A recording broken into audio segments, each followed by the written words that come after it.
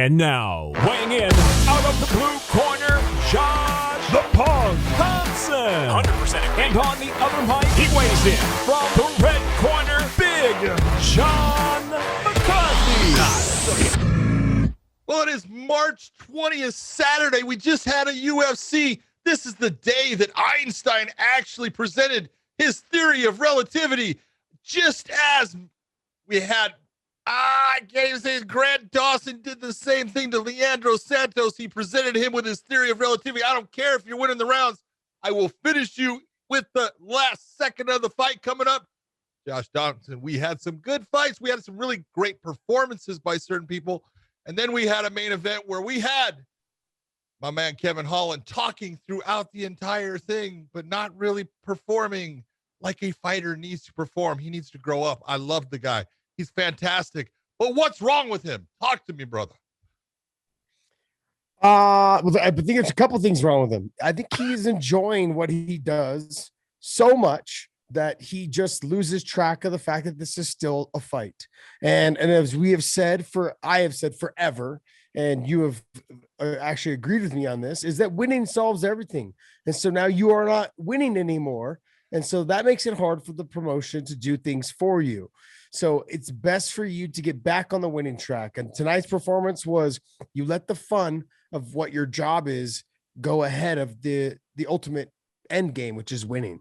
And so, and it just showed. It was he got complacent in just terms of like he was out there to be an entertainer, but being an entertainer is only good when you're winning. And that's what people look at it. Like, look, as much as Conor McGregor is an entertainer, okay, he lost his last fight, and the market will start to drop a little bit for certain people when it happens. He's an entertainer. There's no doubt about it. Kevin Holland is an entertainer, but he's got to make sure that he doesn't forget what the end goal is. The end goal is to always win. I totally agree with you. Let me ask you this, because there was something going on that I was really shocked by. And that is, he's got a very good corner. He's got a guy in Travis Lutter, who has been there, done that. He's been on, the side of being the fighter. When you have a fighter who is talking throughout the break to Khabib, who's, sitting there watching the fight, not listening to anything, just running his mouth, having a good time. Don't you think it's time to say, hey, pull your head out and start to listen, because you didn't do well in that round, and we need to start bringing this fight back our way? I think there is a lot of responsibility on the coaches in the corner to do that, but you also have to remember that he's had a lot of success doing what he's doing. And so maybe his corners or his coaches and corners just thought he's still got time. He still has plenty of time. He just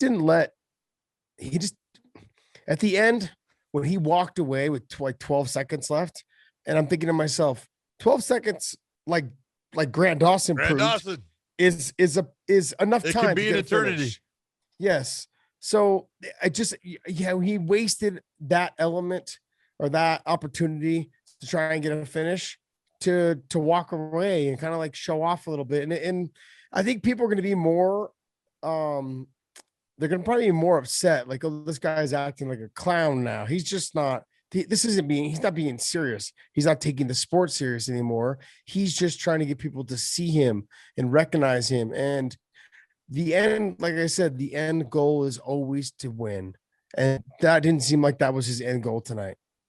I would just totally agree with you on the whole thing. Is that I love watching him because he's having fun. Mm-hmm.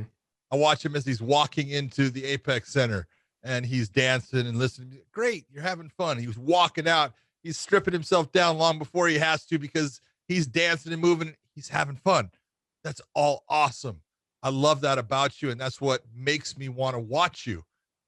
But you've got to get in those situations. He did a lot of things during the fight, in my opinion, that were really slick that got him out of situations. So why, if you had all of this energy and by the end of the fight, you're able to still talk and you're able to sit there and you have so much left in the gas tank, what are you doing, man? You gotta burn that gas during the fight. If it's sitting there in the tank and all the time's gone, you can't use it. This is your opportunity to put yourself in that position to be talked about in the top contenders in the middleweight division, and you just let it go. Yeah. Yeah, I think I mean, John, it's just disappointing. I think if you're Dana White and you're Khabib and you're anybody else that was sitting cage side watching this, and they're probably in their mind thinking, this is what he does for the first 2 rounds. But then by the 3rd round, they're like, okay, look, you gotta stop. You gotta start focusing on getting the win. Because right now you're down 2 rounds to none. Yep. You know, the 2nd round, I could have potentially seen them giving it to him because he did rock Brunson pretty bad. I mean, there wasn't a whole lot of activity once Derek got on top either. But then Derek also had the side choke. Exactly. Side choke, right? He brought it back with the choke because it was as close as what the shot was. So yeah. So it really just comes down to I saw either someone who just didn't care about the win and only cared about being an entertainer, or just someone who really lacks a lot, really lacks fight IQ, just completely lacks it. Because even though while they were fighting, he was reaching and lunging and wasn't utilizing his length and his reach the best he could have. He was jumping into things and putting himself into the body lock and the takedown positions. And he was so okay with letting Derek Brunson just shuck the arm by and get to his back every time. And I'm like, this is not how you win fights. No, it's basic. It was just so basic. All the little things, you know. And then the other thing as well is no sense of urgency to get up off your back. I was listening to one of the commentators say, you know, he's locked in the body triangle. The body triangle the body triangle is a position to hold yourself there. That's it. Like you're not hitting any submissions from that position. No, you know, I mean, outside of maybe the one that AJ McKee got on Darian Caldwell, I could have potentially have seen him try to do that, but it was never even like a thought process. And it never even flashed his mind. I don't think. He just was down there talking, you know, open palm striking. And he was comfortable just wasting minutes and time, letting the time go by as he was losing the fight. So I think people are going to start to look at him. And I think a lot of people are going to probably comment to him, or media is going to talk about the fact that he really is just trying to be entertainer, and he's not trying to really be a fighter. And so that's the hard part. I think as a promoter from Dana White's position, he's like, look, I love that you talk. I love that you dance. I love all those things. Okay. But you're going to be out here to win fights. And if you're not out here to really care about winning fights, then I'm not interested. Why should I match you up against any of my top guys? No, I'm not going to waste it. My top guys in the top 5 or top 8, top 10, whatever, they're guys that they're going to go out on their shield trying to get that finish. Well, I didn't see that tonight out of Kevin Holland. Yeah, I agree with you. And I like I said, I love watching the guy. I have to give it to Derek Brunson because he had a workman-like effort tonight. He got tired. Yeah. You could tell he was tired. Was awesome. And he worked his way through it, even though he was tired, which just shows a level of maturity, a level of fighter IQ. And, you know, when he got hurt, he grabbed hold right away. He closed that gap. He didn't allow those punches to continue on. He did a lot of really good things, and you got to give him credit.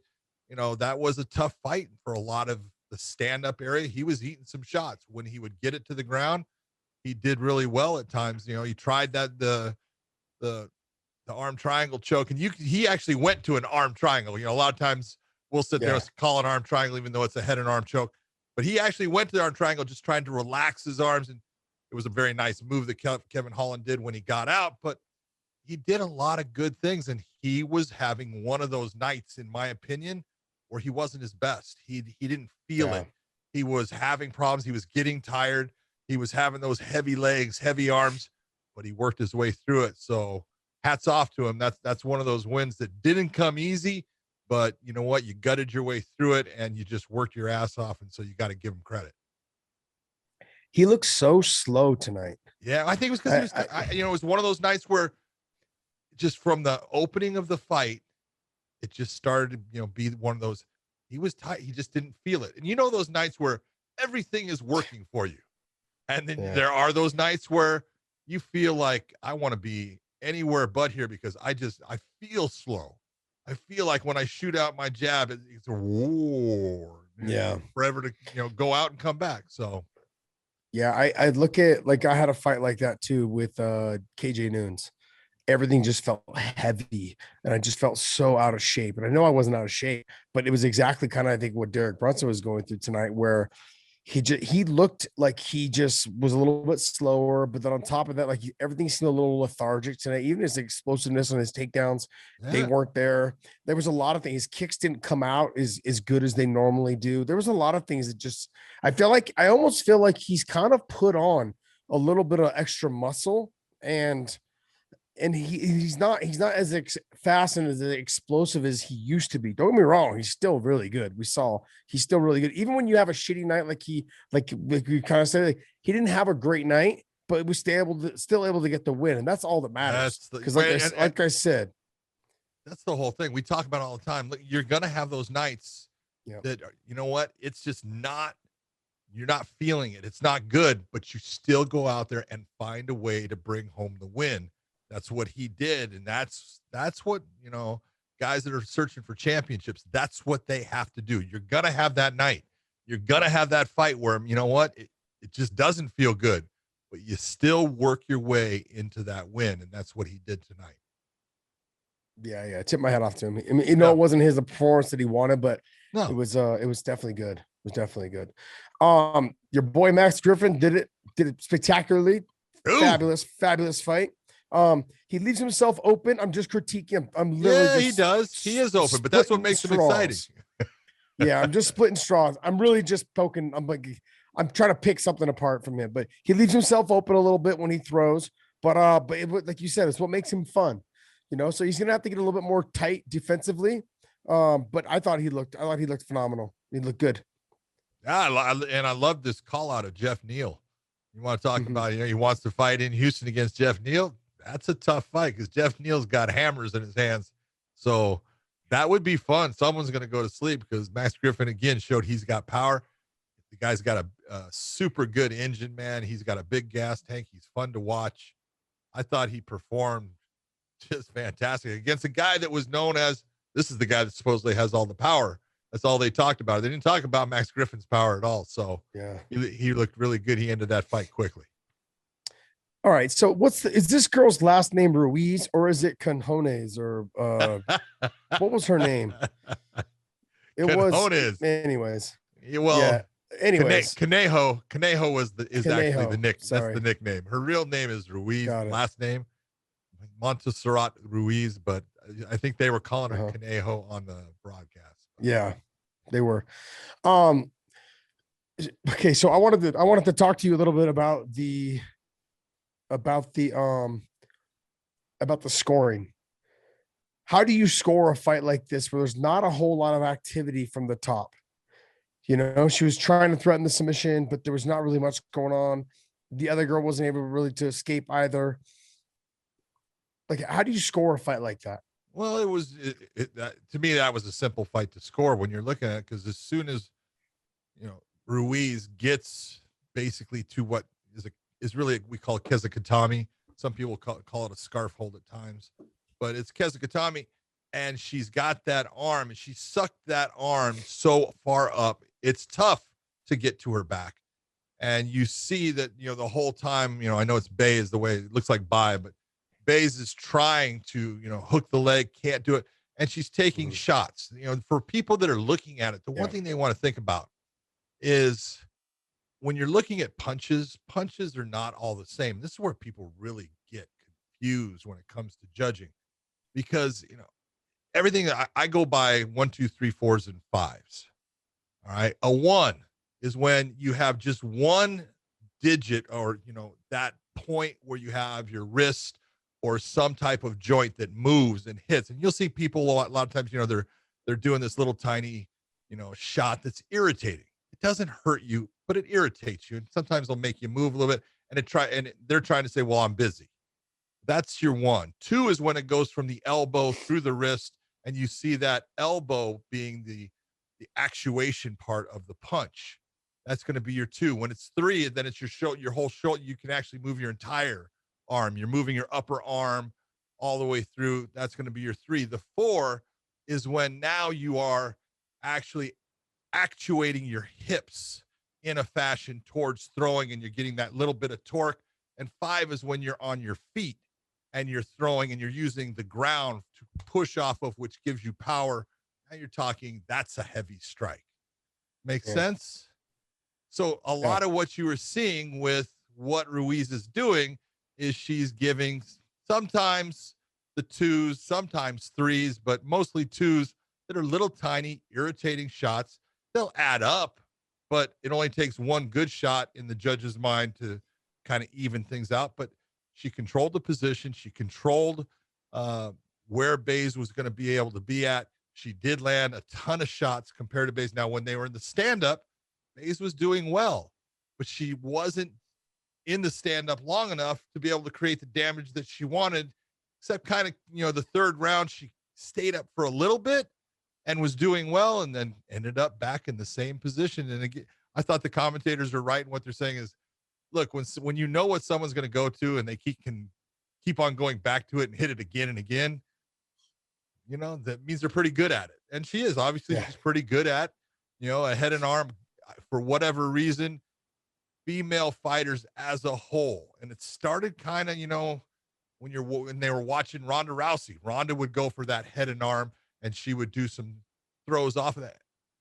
Women fighters grab the head way too often and allow things to happen from that position, where men tend to underhook and, pummel in positions. Women tend to grab across the head, and a lot of them have not figured out how to combat that. It's not a hard, tell me, do you want someone to grab your head if you're fighting? Yes, most of the time, because it's not a good position for them to be in. But she's good at it. Baze was not able to stop it. And the scoring was accurate. And, she lost the fight. There was no doubt about it. There was, when you're talking about the striking, the grappling itself, how much of the fight took place on the ground? Well, a ton of it. So who won the grappling? Well, there was no doubt who won the grappling. Ruiz won the grappling easily. She also, won the striking element because she was landing more shots during that grappling. But when it got to the feet, the heavier shots were being landed by Baze, which makes up a lot of space.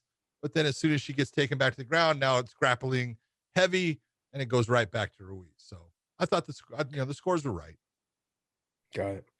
I just wasn't sure how you would score it because, like you said, the little tiny shots, and then mixed in with sure she was in the dominant position but not very active. So, Yanez looked absolutely fantastic. Just fight IQ through the roof. Stayed calm, composed, very tight technique. Just very small, subtle movements with the head movement and throwing right off it. Quick hands. Even if he didn't think he was going to land the 3-punch, he would throw 3 punches. So if he missed the 1, he'd throw 2. If he touched a little bit on 2, he'd finish. He went to 3. Yep.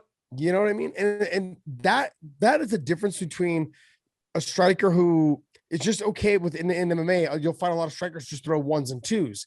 Very rarely do they throw 3s and 4s. And the ones that throw 3s and 4s have a lot more knockouts on their record, as well as they have a lot more success in landing the cleaner, harder shots. Because for a while, when I was younger, when I was first coming up, I thought if I stayed in the pocket too long, there was a good chance I was going to get hit back, and I was trying not to get hit. And so I had to start forcing myself to throw the 3rd and the 4th punch. Yeah. The real, I think one of the big differences between the two, because I thought Lopez had some power at times, and he landed some shots at times. The big difference, you know how guys will get into, they have their set patterns as they're in their stand-up, and their movement is a pattern-based movement, and they'll do the same feint, and they'll do the, then they'll hit their second feint, and then they'll go back to their first feint. Yanez had about 6 progressions of different things that he would give as looks. He would bring his hands up in different ways, but he would move his feet in a different way each time that set him off in a different angle. He would lean his head in and out. He just gave Lopez so many looks that Lopez was confused and guessing. When he was making his attacks, it was like in a rush, he would go out and try to, land the shots. And that's what gives Yanez his ability to counter strike the way he does, because he's setting you up and he's forcing you into that, making that lunge, and he's waiting for it. And as soon as you do, here comes the counter, and he's landing it. Man, he looked really sharp. Yeah, I thought he did everything really well. I'm excited to see who they end up giving him next, though. Yeah. I'm excited because he looked clean. He looked like a seasoned veteran in there, and he looked like someone that could end up having a lot of success in the UFC. Oh, man. Tuivasa, I mean, he made short, quick work of the fight. But I mean, what's not to like about him? He throws heavy leather, he takes shots, gives shots, and he's just fun. He's like one of those. He is what I think Kevin Holland should be trying to be. You know what I mean? Like he's fun, entertaining. He has that good side to him. I mean, obviously Kevin Holland has a different style of body and fights and all those other things, the way he fights. But I'm saying, like, if you're talking about where you want to be entertaining and you want to be and have a story behind you, you like to talk during your fights, you like to drink out of a shoe, whatever it is. Okay, that's how you do it, though. You do it by going in there and trying to always get the win and knocking still people out. doing knocking people out and doing what you do. And so I think I just hope Kevin Holland wakes up tomorrow and just realizes, like, he kind of let the fight slip away with certain things he did. But Tuivasa, though, there was never a moment in that fight. I mean, he got hit with one or two good, really hard shots, but right at the beginning, shook it off, walked it down right at the beginning. Yeah, very impressive performance, though. But as soon as he hit that low calf kick the first time, you go, uh-oh. Yeah. His opponent was like, ow, that hurt. Yeah. You look, you go, this is not going to be good. You got that tree trunk foot. Oh, that's it. You know, he's got, you know, it may be a size 13, 14, but it's about a size 20 across. It's a big old foot with a big old dude behind him, man. You know, Tuivasa, he's fun. He's exactly what you said. He comes to fight. He tries. He tries to, he's going to go out there and he's either going to put you out or he's going to go out on his shield. And that's why, you know, he'll always be entertaining to watch and fun. And that was a one-sided fight quickly. Yeah. I thought Hunsucker got his licks in the first 5 seconds or so, and then it was all downhill from there for him. Yep. Happens. Yep. I mean, I'm gonna get right to Grant Dawson. Grant Dawson, I had him losing the fight. You were telling me that the scorecards had him winning the fight. I had him losing the fight, and he was able to stand over the top. Didn't waste 1 second like we saw with Kevin Holland at the end of the fifth round. He's just walking away with 10 seconds or 12 seconds left to try to potentially get a finish, a flying knee or whatever, a push kick to the face, something that may end up winning him the fight. He didn't take advantage of that situation. Grant Dawson didn't let 1 second slip away. He decided to do it with 1 second left in the third round. He finishes with a KO, standing over his opponent. Nice, vicious ground and pound. Beautiful job. Huge hammer fist, man. Huge. And the thing you got to love about his performance was, you know, James Krause is basically telling him, hey, you're losing. Now, he wasn't on the scorecard supposedly, but, you know, I was agreeing with James Krause. I thought he was actually losing. I thought he was behind in the fight. And, hey, you got to go out there and you got to finish this guy. And he went out there to finish his opponent. He was putting pressure on him. He was making his opponent have to work. And when he got the opportunity, you know, most people are not going to think that hammer fists are that strong. I can tell you, and so can you, hammer fists are one of the hardest strikes there is in MMA. We did a whole study about elbows and punches. Hammer fists were the hardest strike with the arm, hand type of things. Harder than, you know, they carried more energy, more, you know, pounds per square inch than the elbows, than everything. Hammer fists are huge. When they hit you square, man, they can definitely put you out. And that's what happened. Leandro got hit by one, kind of stunned him, got hit by the second one. He was out. The third one knocked his mouthpiece across the cage. You know, that's what happens. But I look at Grant Dawson, man, way to go, dude. That's what a fighter does. He goes out and says, give me every second, and I'm going to go for the win until you stop me. And that's what he did. And, man, I hope he gets the $50,000 just based upon the fact that he did that in the last second. Yeah, it was some good stuff. Anything else on the card you want to talk about? Yeah, I thought that the women, Macy and Marion, Renault, I thought they went out and put on a hell of a fight.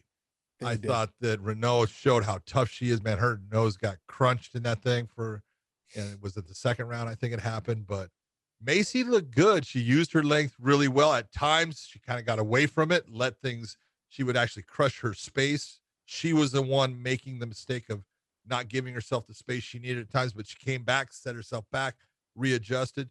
I thought just they both really went after the fight, and I enjoyed the fact that they were both fighting so hard. Yeah, it was a very entertaining fight. The fact that they were just coming forward. I think that, like you said, the broken nose really changed the dynamic of the fight. Yeah. And that happens. Like a big nasty cut or broken nose or broken orbital, those will change the dynamic of how anything happens in the rest of the fight. Because the fighter, even though you want to say don't think about it, it's on your mind the whole easy time. To say. There's just nothing you can do. Yeah, it's way easy to say. But definitely a great performance by both ladies. Yeah. What else we got there? The co-main event had fallen off due to COVID, and that was Gregor Gillespie and Brad Riddle. That's one that we missed tonight.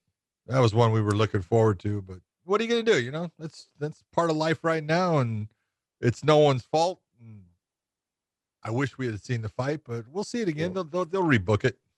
Yeah, they said it's just going to be delayed. It must have been. I wonder if it sounded like it was from somebody else's corner, probably someone in the corner. So if they're just saying they're just going to reschedule it for a later date, so it's probably just somebody from the corner. Yep. But yeah, I was very excited for that fight. You were very excited for that fight as well. I thought it was going to be just the matchup wise, you know, with what Gregor does with his wrestling and coming off of the loss that he had, and knowing Riddell and the way that he fights and goes after people. It just seemed like it was going to be a really good contest between the two. So I'm glad they're going to rebook it. What else, Dave? Let's jump into weighing in on the odds for the upcoming UFC.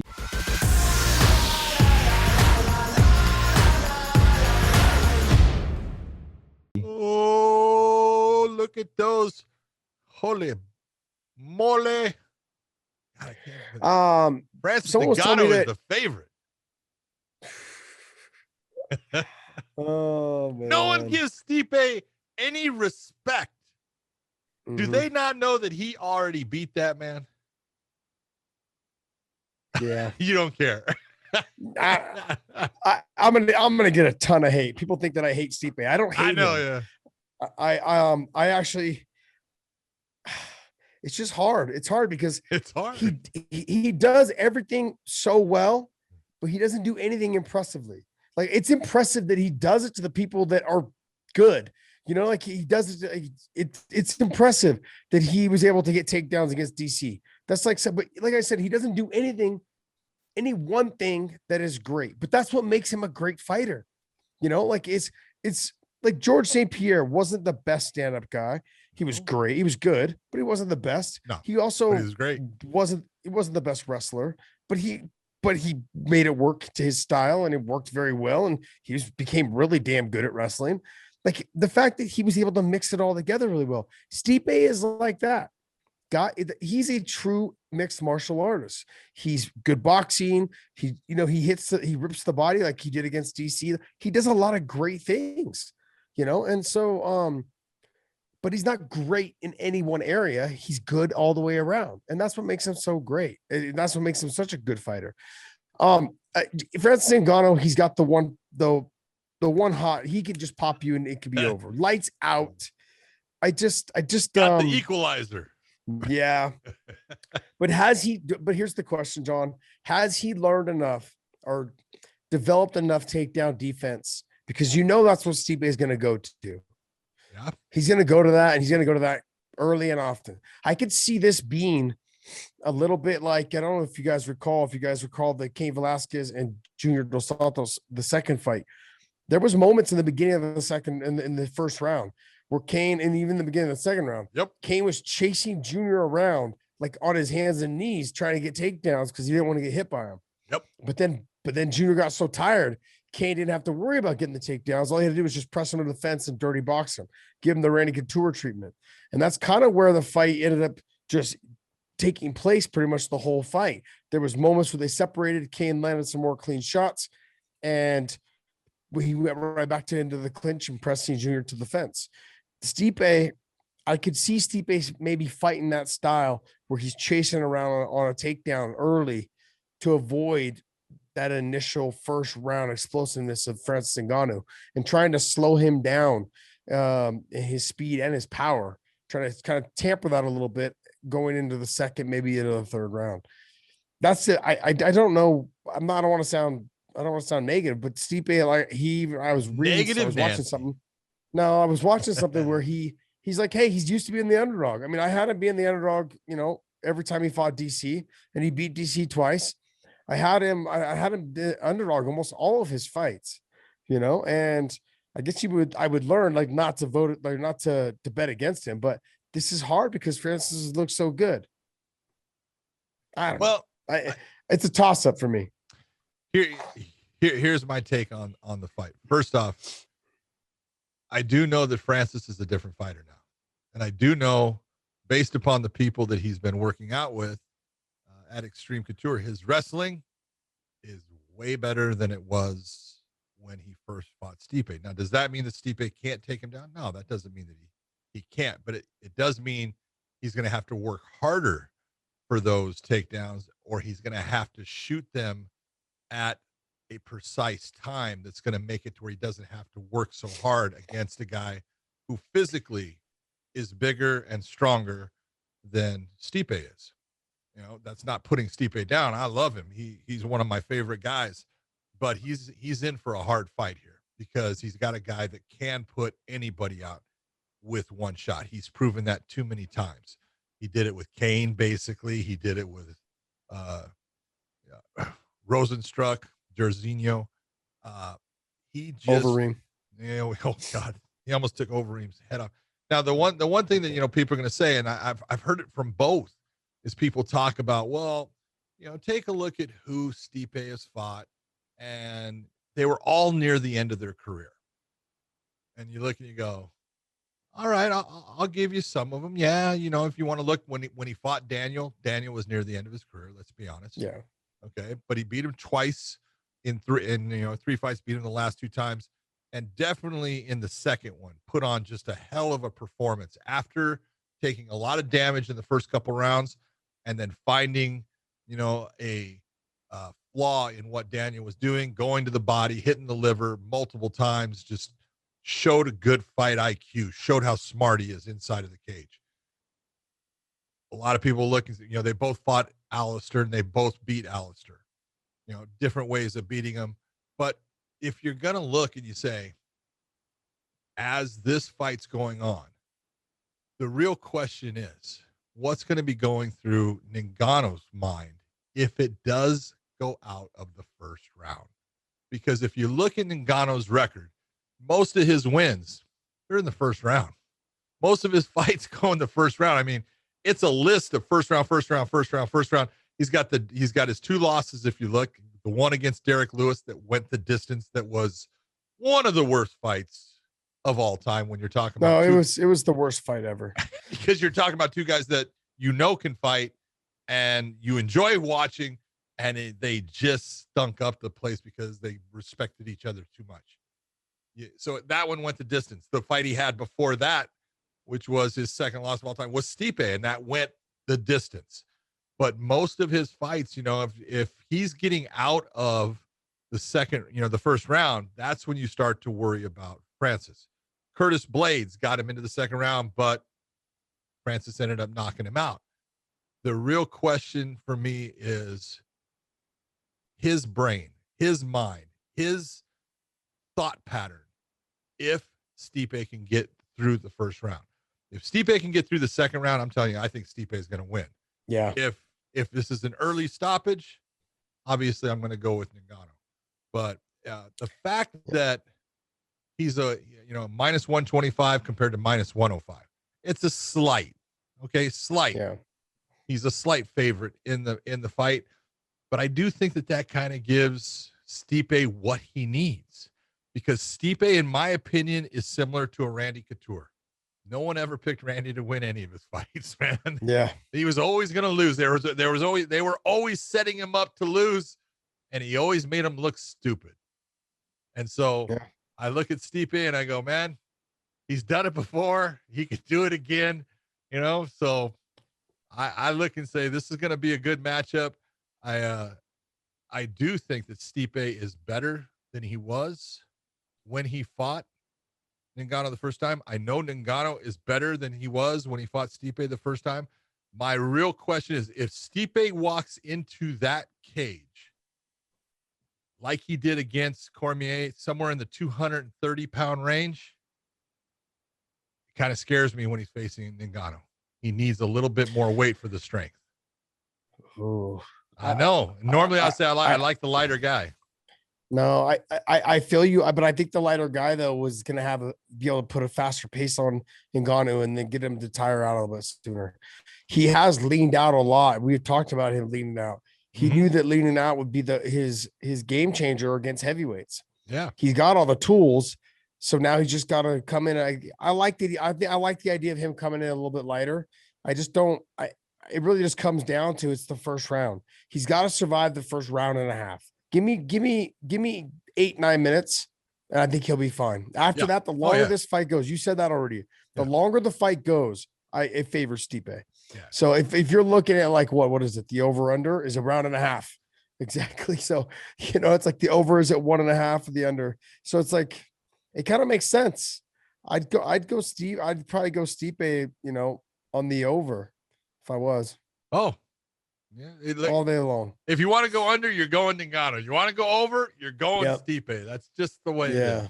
But I hope Stipe comes in somewhere 235, 240. That's his weight. He does that, I think he's prepared for it. Yeah, I think he will. I think he'll come in. He looks good. He looked really good against DC in his last fight. Fantastic. He came in lean. DC. Looked good. Yep. Just to clear this up, did Brian Ortega and Volkanovski fall off? Yes. It is gone. Okay. Volkanovski's, and I'm not saying who, again, supposedly COVID related. That fight is off. They are going to reschedule it. No, broke my heart. I wanted to see that fight so bad. Jeez, man. I'm just crushed that I'm not going to be able to see that one on that card because that was the one that I was really looking forward to. That sucks. It sucks for Volk. Yeah, so if you guys are checking out, what's that?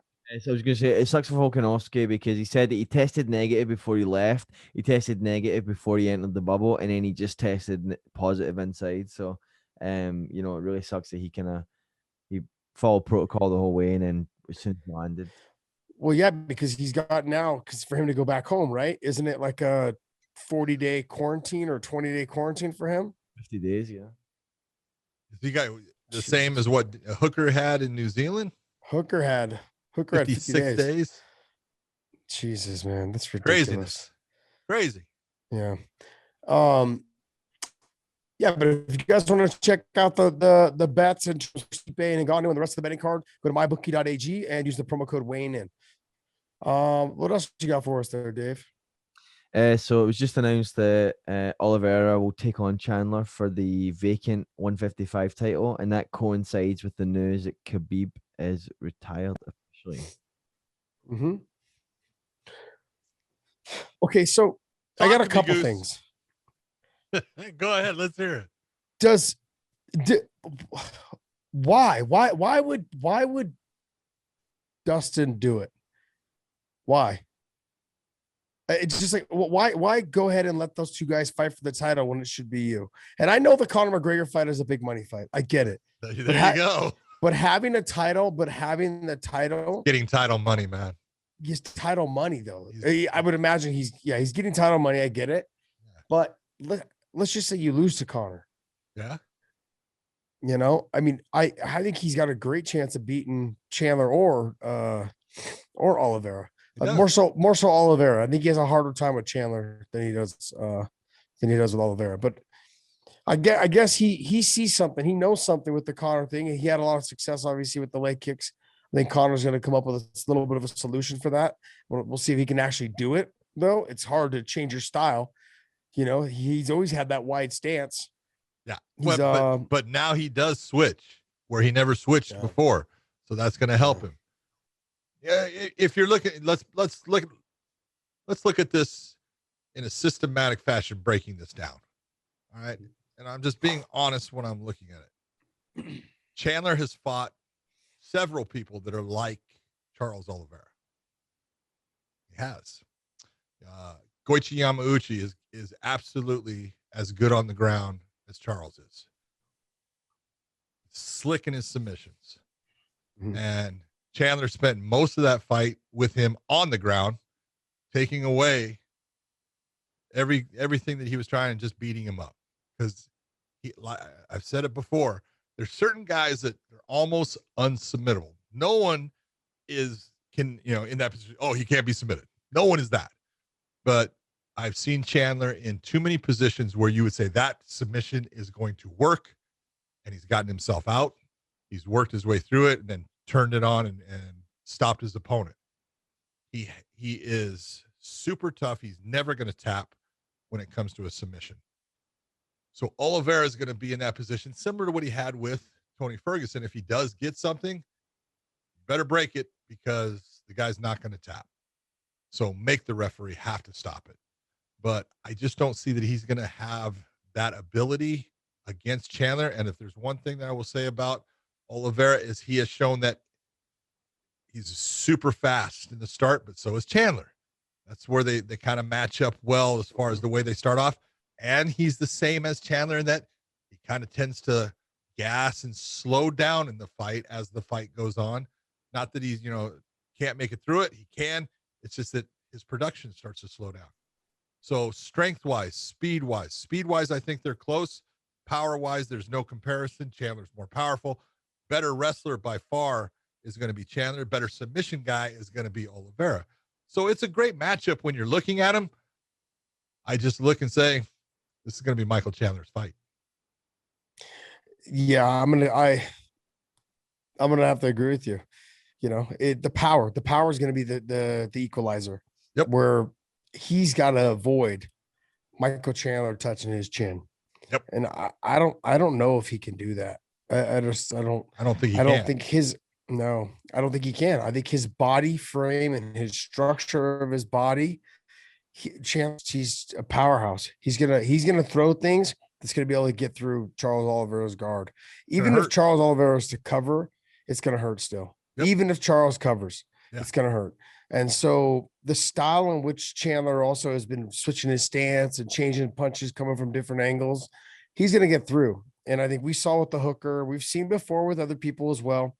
He doesn't even really need to hit you clean. He just needs to touch you just a little bit, and people are waking up face down, ass up. You know what I mean? So it's true. Look, Charles Oliveira is good, and I have to agree with you. I don't think that Charles Oliveira is going to be able to submit him. I've seen people get close to Chandler on submitting him, but he fights through it every single time. And the strength factor as well is going to be in there too. You're not going to out-muscle Chandler in a submission position. You're going to have to hit him with some technique and slide into something. Which really Oliveira deep. has. Yes, he can. He's got great technique. You just can't expect, like here, the example would be like if he swung for that armbar on Michael Chandler, like he did on Tony, Michael Chandler's just going to curl him, and bring him back to his body to grab his own hand. Tony isn't going to be able to do that, and so like Chandler is just you got to take away all the strength submissions, Kimuras, that's gone. No, out the door. Armbar, I don't think you're going to get that one either because Chandler, even though he's strong and powerful, his arms they're kind of seem long and explosive, but he's I think physically strong enough to where it'd be hard for him to get to that position on Chandler without Chandler getting back to his knees and like being able to elevate him up out and escape, elevate him up and get him stacked, whatever it is. So I think, and then the neck, absolutely not. What neck you gonna get after? There is no fucking neck on Michael Chandler. Okay, so I mean, I get the rear, and one thing Chandler does very well is when you get to his back. He's very good at keeping his chin tucked, and he's very good at hand fighting. And then he does that little where he spins in your guard, and he ends up on bottom. He did it with Yamauchi. That fast little spin. Yeah, he's done it with a bunch of other guys, and so he spins. He reminds me a little bit of like Gilbert Melendez when he used to do the hula hoop thing. Yep, he'd stand up with you on his back and he'd hula hoop you. He kind of does something similar like that, but he does it by holding the wrist control, and then he spins in your guard and ends up back on top. Whatever it is, I don't see. Maybe outside of like an ankle lock, I look at, Oliveira's pulled off some great submissions. Yeah, he pulled off a calf slicer on Eric Wisely that I was doing that was just beautifully set up. Yeah. And he can do those things. But again, he puts that calf slicer on Chandler. He can sit there with it on. He ain't going to tap. Mm. He's not going to tap. So you've got to figure out a way to stop him with it. You know, it's certain submissions. You got to be able to put him out. You got to be able to hurt that joint to the point where he cannot move, cannot use it. It's a hard position to be in. You know, and I have all the respect in the world for Charles. He's good. And, you know, congratulations on getting this championship fight. They're just putting you against a guy who is new to the UFC that I know that everyone said, oh, he sucks. Now you'll know. Now you'll know. So everyone that was talking, go ahead. You know, just talk about he fights for someone else. He sucks. Yeah, I'm always wrong. Okay? I'm wrong sometimes. I admit it, but I ain't wrong about he's a good fighter, man. He's a stud. So yeah, it's when we're talking the comparisons of the guys, like Khabib, to me, Khabib would beat him. Khabib would beat Chandler. No doubt in my mind. You know, Khabib's at a different level right now than everybody else. You know, the lightweight division. Yeah, but I think Michael Chandler though he's number 2, and I think him and Dustin Poirier would make a great fight. Dude, that's a gimme fight. Absolutely phenomenal. Fight. It's a pick 'em fight. Yep. Like, you know, Dustin could definitely beat Michael, but Michael could beat Dustin. Yeah. Whoever gets could to be. Yeah. I think, and I think the longer the fight goes, I think the more it favors Dustin. So do I. Obviously, the shorter the fight, favors Chandler. But Dustin he is available to get hit as well. And like I said, you don't want to be hit a whole lot. Takes a lot of damage. Takes a lot of damage at time, but he does have the leg. Talking about the calf kick that he uses. Everybody at ATT does that. Yeah, and he's really good with it. So he could have some success against Chandler by getting that going early. But to me that's a pick 'em fight. Either guy can win that. That's what makes you want to see it. Do you think people will finally start giving other fighters credit in other organizations? No, absolutely not. Because people are not. This is the problem with the sport of MMA, and I'm just gonna say it the truth. It's the only sport. It's no different than. It's not Francis Ngannou versus the champion Stipe Miocic coming up next week, March 27th. You don't hear that. What do you hear? You hear, oh, it is UFC 260. First thing you hear, because that's what the UFC has done since really, and I'm not going to say at the exact time that Zuffa bought it, because they thought that they were going to promote stars. Then they started having problems. They realized, oh, now I know why the old UFC used to promote the UFC.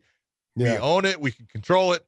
I don't blame them. I'm not saying it's wrong, but that's the difference. Is they've been so good at marketing their product that people look and they watch the UFC. They don't watch MMA. And so if somebody is not in the UFC, that means that they're not good. It's ridiculous and it's wrong. I know it's wrong, but that's the way a lot of people look at it. And hey, if that's the way, you guys want to look at it and say, oh, if you're not in the UFC or, John, you don't know anything. You're right. I don't know anything. I've just been all over the world and I've been around so many fighters. I think I know which ones are good. And some of them fight in the UFC. Some of them fight outside of the UFC. Yeah. That's just the way it is. Yeah. I just look at it like Chandler's 33, 34 years old. 34. He's pretty much towards the end of his career and he's over there fighting for the UFC title. So he must have been pretty good at some point in his time. I mean, the UFC is taking people, because all what people will say is like, oh, Bellator's always signing all the old UFC fighters. Well, I guess UFC is now signing all the old Bellator fighters. So it's a revolving door for all of them, It is, but that's good because that is where, if you're a fighter, you have said it how many times, Josh, go find out your value. Yep, that's exactly what you need to do. And if they're going to pay you more money, go to them. That's the way it should be. Yep. Go, yeah, because Whoever at it the end of the day, this career is not going to last forever. So they have to start learning that and understanding that. Michael Chandler did, and they decided not to match his contract, and then they let him go. But then when they even Chandler came out and said, like, my last words with Scott Coker was, Scott Coker said, go win that title. Like, Yeah. there's a mutual support and respect, and it's like, hey, you've been with Bellator for a long time. We're happy to see you go somewhere else, and hopefully you'll have success there. And yeah, I think he's one fight away from becoming the champion. So this is crazy. That's crazy to me.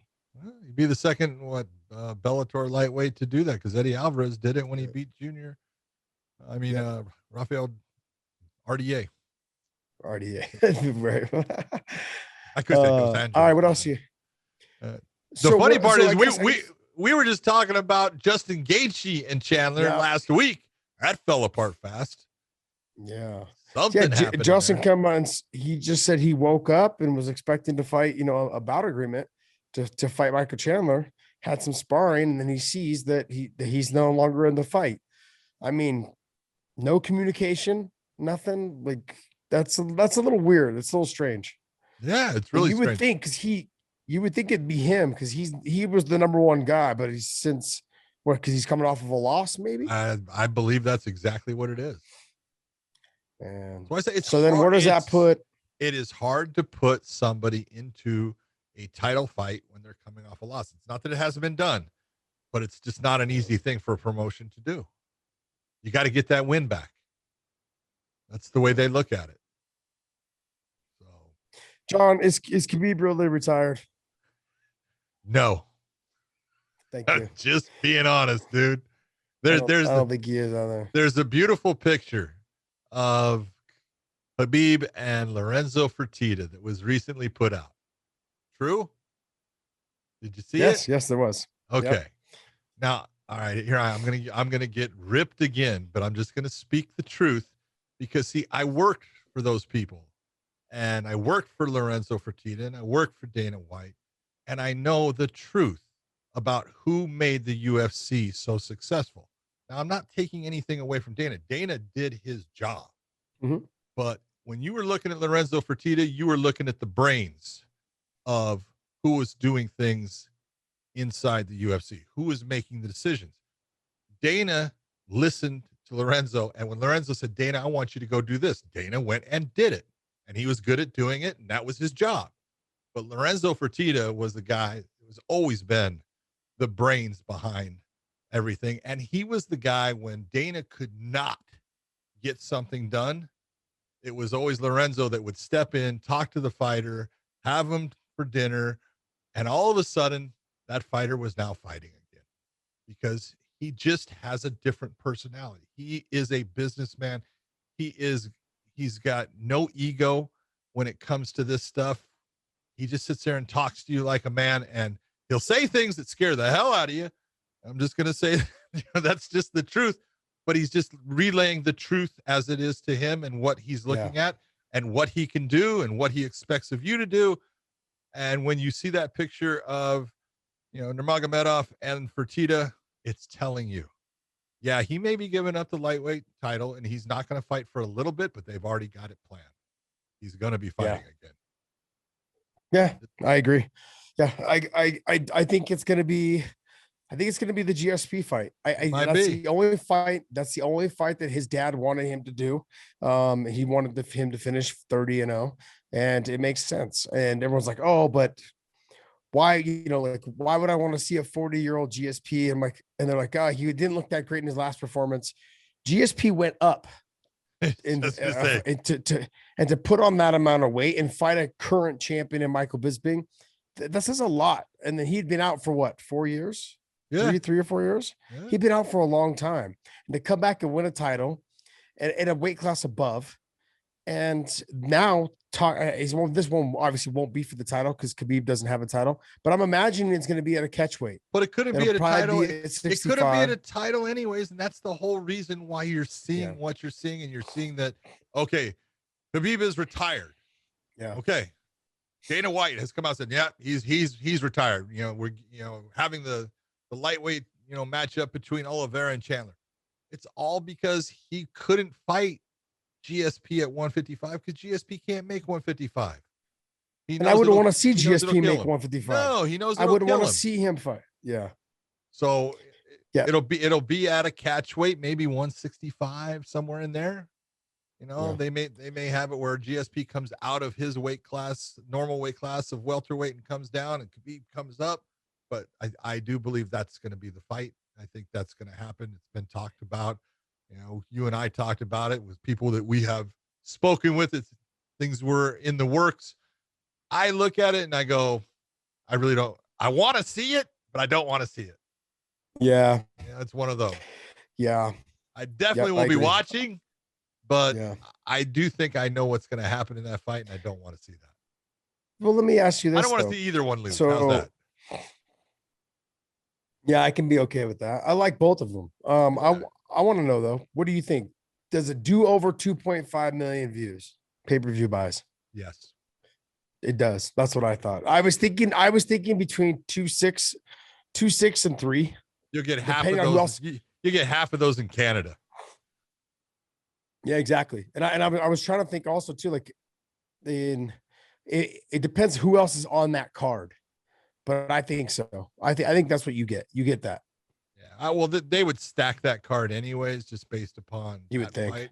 They'd put at least 2 other big fights in there, so it's going to be that's one of those that's an event. Mm-hmm. That's one that you say oh, that's one you want to be at. So yeah, it's neat.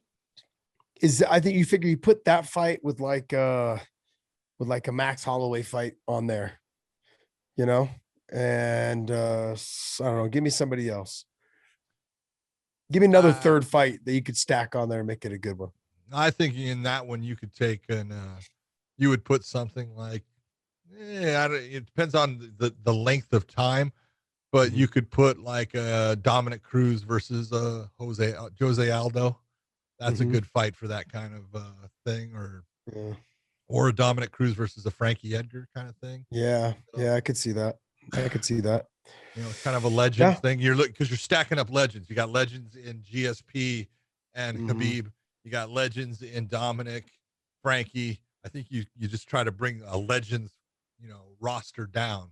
Fights that may not be for the title, but everyone's always wanted to see. Yes. Good call. Yeah, I think it breaks 2.5.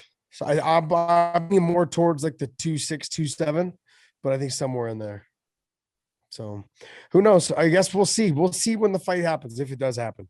I believe that it will. It happens here shortly.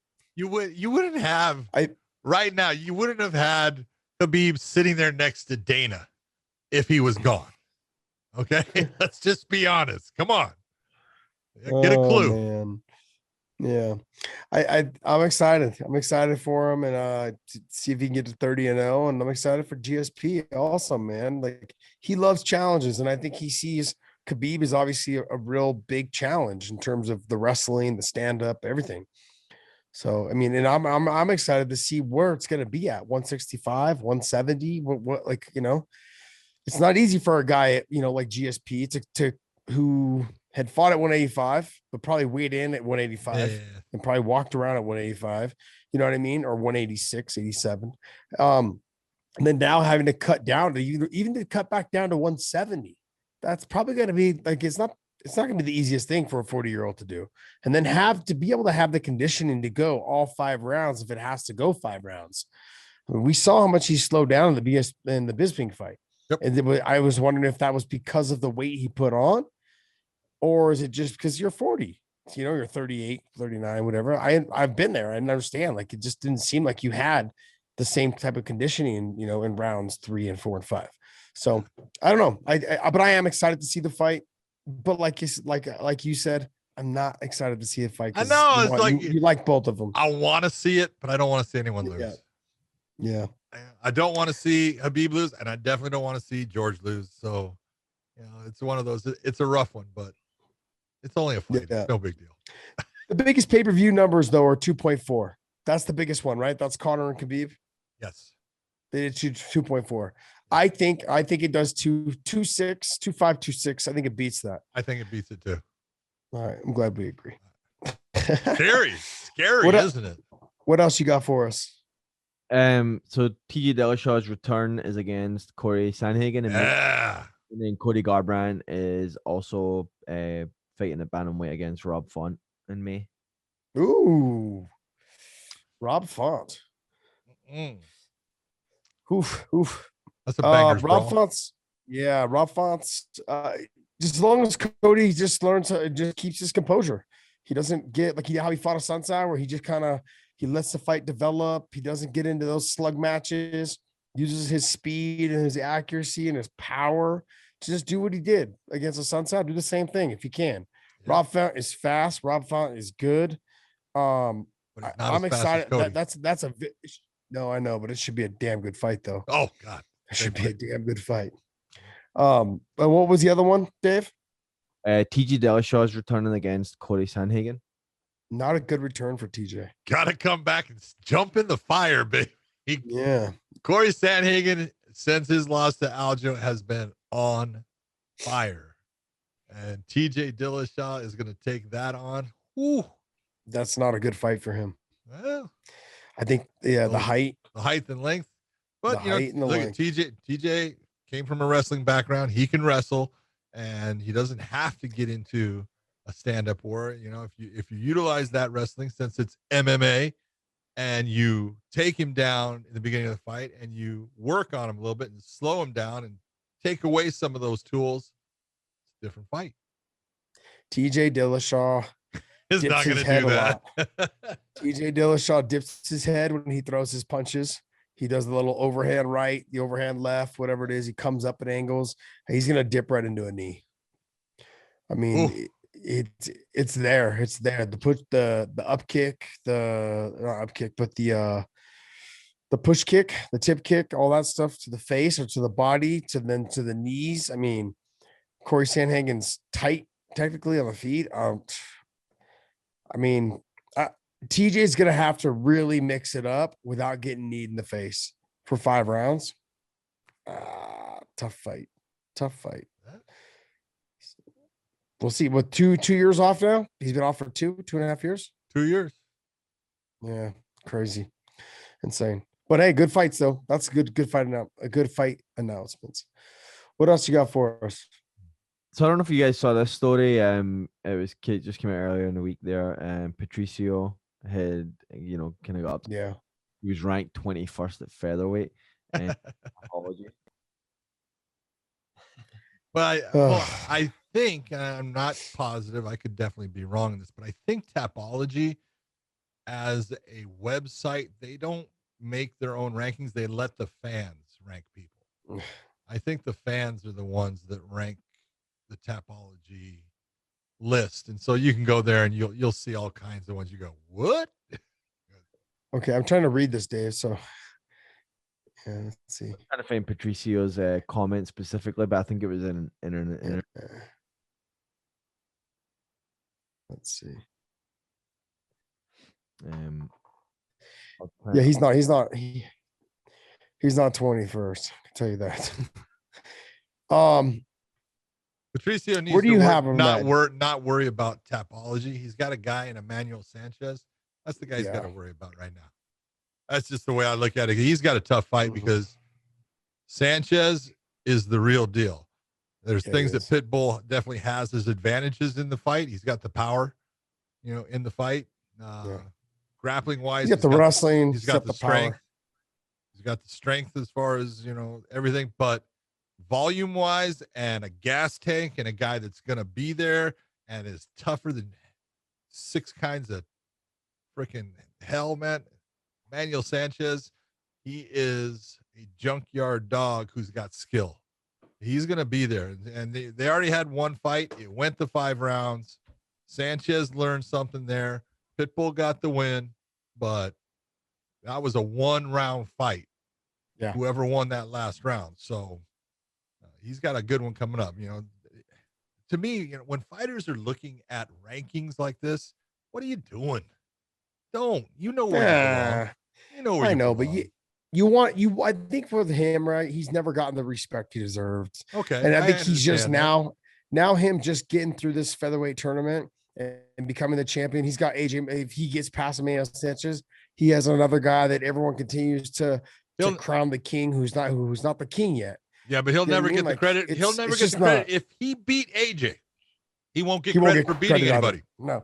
Because, let's be honest. AJ McKee is the freaking featherweight John Jones. Yeah. Just being honest. Okay. He's got that kind of skill set. He's good everywhere. But if Patricio Pitbull beats him, he sucks. Yeah. Just the way people he wasn't as good as everyone made him out to be. Yeah, I get it. Yeah, it's horrible, man. I feel bad for him because he's been the champion, and everybody that he's ever lost to outside of Joe Warren, he's come back and beat, correct? I mean, he's beat everybody else that he's lost to. He's redeemed all of his losses. Yep. And so very much like Marvin Hagler, baby. We're talking about and so that. like when you're having this conversation about if he look, I don't care where you put him as long as it's in the top 3. He's intermixed in that top 3. There's Patricio, Max, Volkanovski, and I'll even add Brian Ortega in there. Yeah, those absolutely. four guys, you can interchange them all you want. I'm not going to get mad. No. But to say that he's not in the top 4 or 5, you're just no, absolutely not. I would put AJ McKee at in that mix there too. So if you put McKee, Patricio, Max, Ortega and Volkanovski, that's your 5. That's your 5. And I'll walk away. Even if you have them at 4 and 5, I'll be like, okay, whatever. I get it. Your UFC bias, but I would understand. I'd be like, you know what? Because they never fought. Stylistically, styles make matchups. They're all interchangeable though.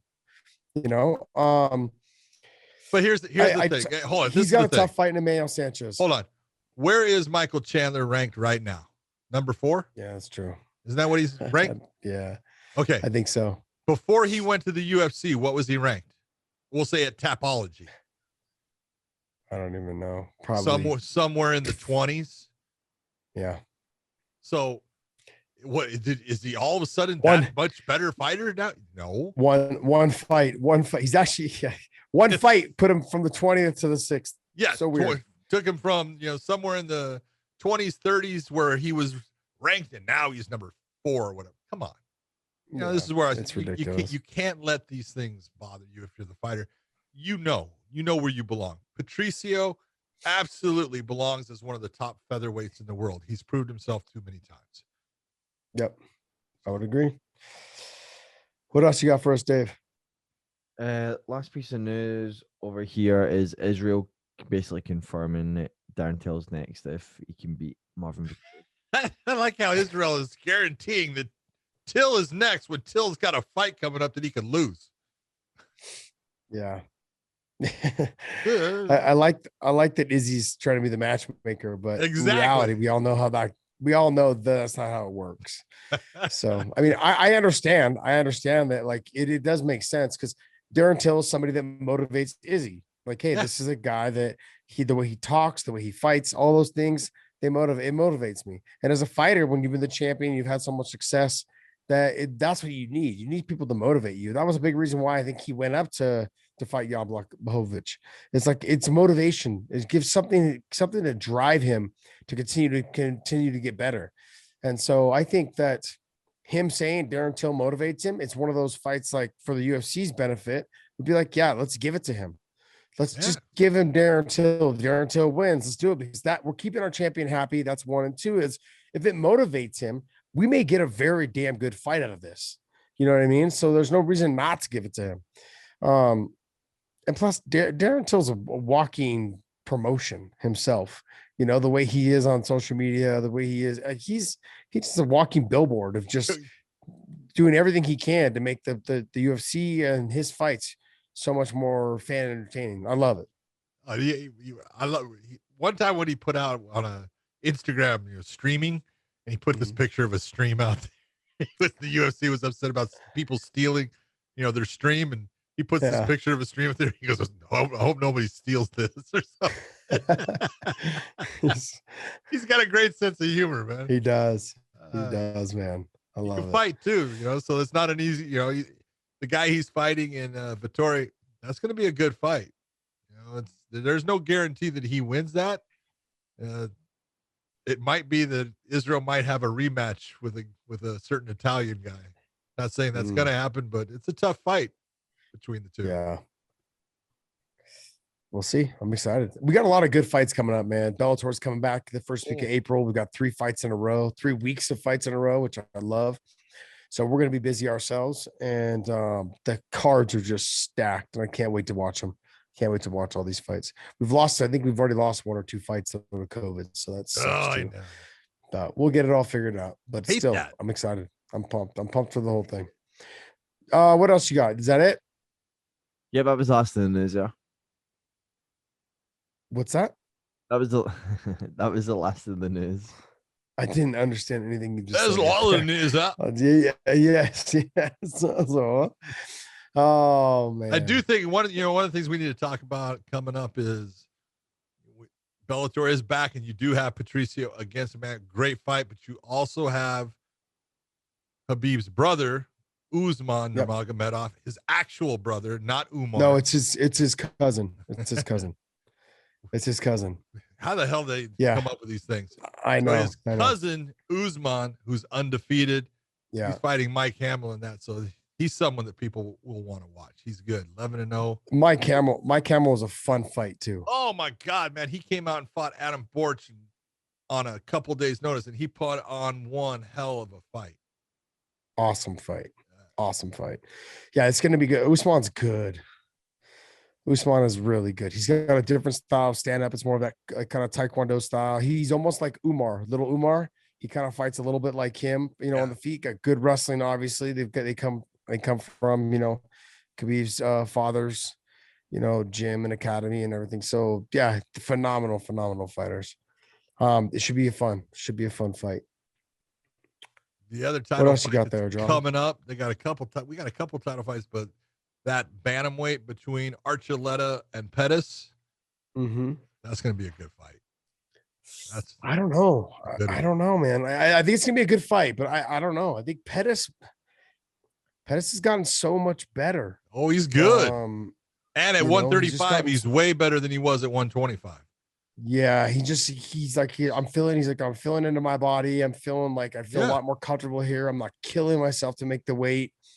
He's like, he was so happy that he actually came to Bellator. He's like, man, it's just so much better because like I don't have to worry about whether the division is going to be around anymore. If he just stayed there at 125 and he wanted to stay at 135, and he's like, it made sense. And then the 135-pound division is getting stacked, and a lot of the big fights to be announced for that weight class as well. You got Patchy Mix fighting James Gallagher. Yep. And then you've got some other guys that are be coming up as well. I cannot wait. You got Magomedov. He's fighting up April 2nd, I believe. So there's a lot of good fights at 135 in Bellator. Yes, there is. And I can't wait for this bracket. I can't wait for this first round of the brackets to happen as well. So for the light heavyweight world Grand Prix for Bellator.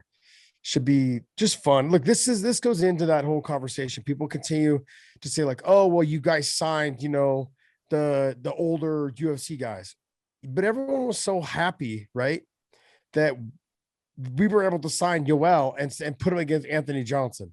That's because it's the fight people want to see. Yeah, I didn't understand, but then like now they're criticizing that because we signed them that they're older. And I'm like, well, do you guys want to see this fucking fight or not? You know what I mean? Like you can't, they've got to fight somewhere, and it's like, this is a really good fight. Don't tell me like with Yoel's wrestling and the power he possesses, if he gets on top of you and on the feet as well. And then AJ's power. I mean, the whole thing is a toss, like you don't know who's going to win. It's whoever gets to, I think, whoever's chin first. That's it. So, and then I want to see how Nemkov fares. Phil Davis knows him already, knows his style, knows how to probably beat him, knows what he has to do to beat him, but can he do it? Yeah, Nemkov knows what he has to do to beat Davis too. Exactly. But then Nemkov also riding on cloud 9 right now after that performance over Bay, to win the title. So confidence is key. We've said this forever, is that If you're that confident in where you're at, I mean, it just makes sense. Corey Anderson to me is the dark horse in this whole situation, because of his wrestling pedigree. Him. I mean, he would have a hard time with Romero based on the fact I don't think he'd be able to take Yoel down. So he'd be forced to stand a little bit with Yoel. But outside of that, I think Corey Anderson, he's for somehow has been lost in this whole mix. I don't think so. I think people are not giving him the win credit. his side. Yeah, I think he will as well. I think he will. It's going to be a good tournament. It's going to be fun. That's the best. I'm excited. Yeah, it will be fun. Did you hear that Paulie Malignaggi made statements about Ben Askren? Oh yeah. What did he say? Paulie Malignaggi said that Ben Askren has no right to call himself a fighter anymore. That anybody that got knocked out the way that he did cannot say they're a fighter. Paulie Malignaggi is trying to find a headline somewhere.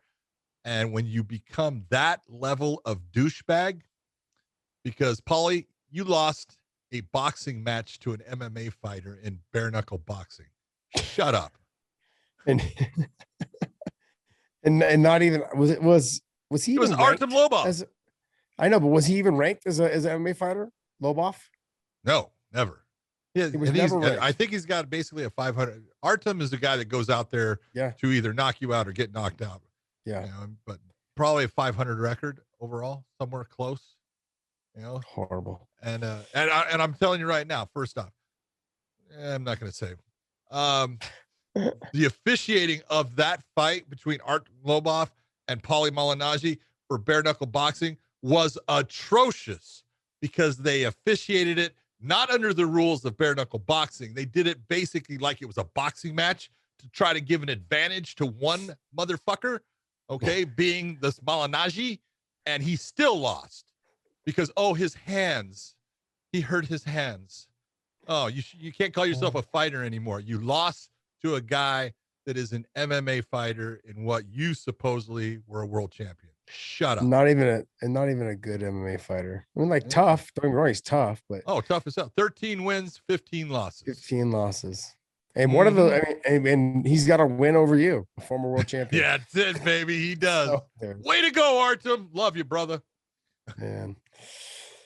All right. Well, hey, we've done this obviously remotely. This is the first time I've been remote. You've been remote. You're at home, but I'm not remote. I'm home. We're baby. remote. We're kind of remote. Podcast Dave is in the studio holding it down over there for us. But yeah. So go to prowrestlingtees.com/weighing in, and our promo code is 100K. Because we're trying to get to 100,000 subscribers before we get to April 1st, which is not looking good. We've kind of plateaued a little bit. I think we're at like 93, somewhere in there now. So I don't even know what a plateau is. There's no such thing as a plateau. Plateau. Constantly climbing, Josh. Constantly climbing. Okay. I'll take your word for it. 100K for that prowrestlingtees.com/weighing in.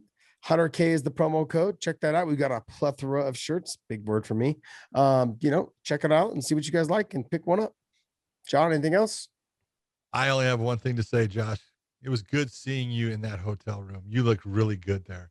That's a hell of a background. No gold frames. I know. I really enjoyed it. No. You would think in these hotels, right, that they would have like more plugs places, but they don't have. They have like one plug in like one against the damn.